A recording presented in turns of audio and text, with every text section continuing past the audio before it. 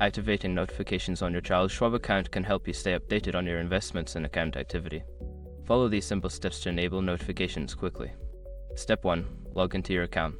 Open the Charles Schwab website or app and enter your login credentials to access your account. Step 2. Navigate to account settings. Once logged in, locate the account settings or profile section, usually found in the upper right corner of the screen. Step 3. Select notification preferences. In the account settings menu, find the option for notification preferences or alerts. Click on it to view your options. Step 4. Choose your notification types.